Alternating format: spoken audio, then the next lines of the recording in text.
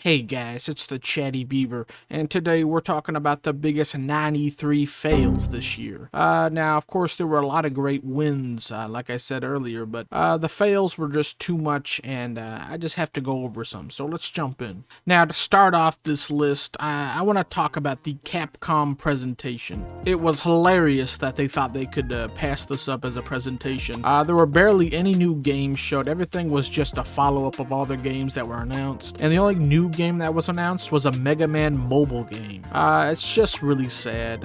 Of course, their past presentations have been pretty terrible as well, so this doesn't come from much of a surprise. I hope one of these years their presentations become something to look forward to, because this is just sad. Next up we have the Avatar game from Ubisoft. Now, at first I wasn't too mad about this, but the more I looked into the game, it just looks like Avatar mixed with Far Cry, which Far Cry has just been this most boring, soulless open world game recently, and I just hate playing it. So to see this Avatar game become something like that, which could have been kind of neat, just really hurts. Now, this game might have potential, I don't know, we'll have to see at launch, but it just doesn't look good, and I'm not really looking forward to it at all. Now, next up we have Fable. Now, I'm a very big Fable fan. I played Fable 1 probably like 7 years ago for the first time, and I fell in love with it, so I don't have any nostalgia towards the game. But I will say this reveal was, I don't even know what that was. Let's go into the graphics now. This is supposed to be on the graphic engine, which looks good. I mean, it looks fine, but I'm not really sure what we're trying to get out of this. It doesn't make much sense. I don't know what's going on. We had to play as the most ugliest girl in the world for some reason. I don't know, maybe that's British humor or something, but It's British style and humor. I never really understood this trailer, and it really got me confused instead of hyped up for the game, which I was. But now I don't even know anymore, which is crazy because I love Fable. So for a trailer to make me not hyped up for the game instead of more confused, it had to be a fail in my opinion, because this was just sad. Now, I still am looking forward to the game, but my hopes for the game are definitely declined compared to what I was before the trailer. I just hope they can pull it off, because Fable is very special to me, and it really defines what a good RPG can be.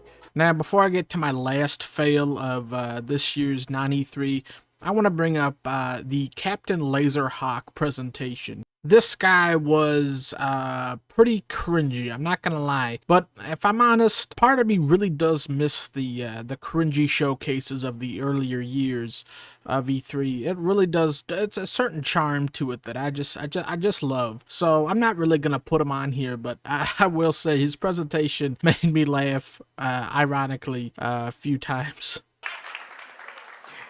Or one of my fan fiction shorts on YouTube.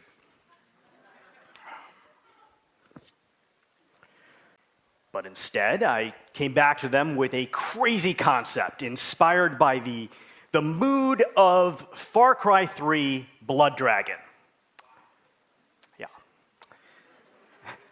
Okay, and the last fail at this 93 year was the PlayStation's Project Q. Now, Project Q, or as I'd like to call it, the PlayStation Switch, because that's exactly what they're trying to rip off, which is fine. I have no problem with that. I think that could be a good idea, except this is a streaming-only device, which means you can only stream games to this. It's very obvious that PlayStation has not learned their lesson from PlayStation Plus, when the very early stages were streaming only games and everyone hated it because it was terrible. I just don't understand why they won't just make another PS Vita. That's what everybody wants anyway, so I know it was not the biggest success, but I think the Switch has proven that the market for handhelds is never gonna go away, and if you make it right, it can be a massive success. Now, while this year's 93 had some pretty big fails, it still doesn't hold a candle to the 2K keynote presentation that happened 2 years ago. Gaming community already being such a diverse place,